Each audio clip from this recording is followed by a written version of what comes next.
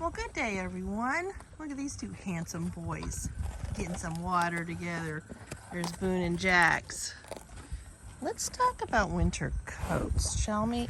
I feel like there's someone right behind me because there is. All right, and also those two. So let's kind of go over this.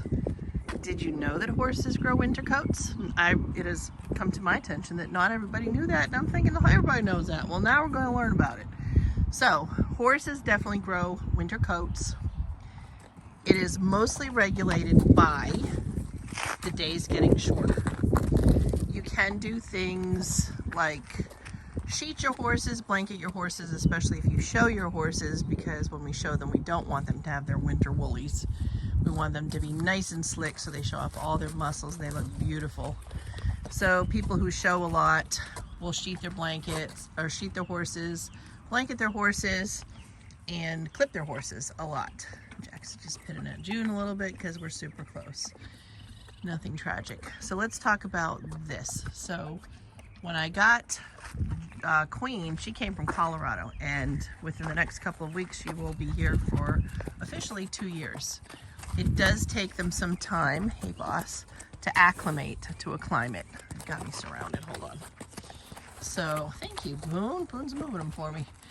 So Queen she's got a pretty decent winter coat, but not nearly as good as Boone next to her. So you can see here, try to get a profile of it. It's okay. It's not super long. For her, it's good. It's better than it was last winter.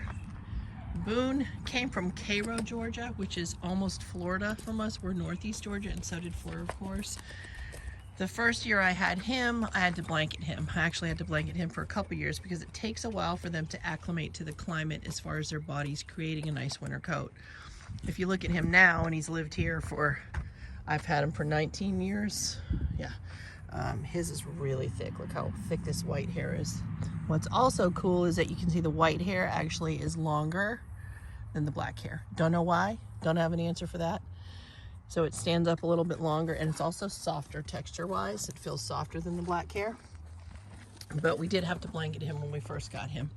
June came from a pretty particular show world and was sheeted and blanketed all the time and clipped all the time, so she was super slick when I got her. We have let her go natural for the last few years of owning her. So she grows a pretty decent coat, winter coat. I would say, in general, quarter horses don't grow as good winter coats as my paints do, but that's just been my experience from the bloodlines of paint horses that I have.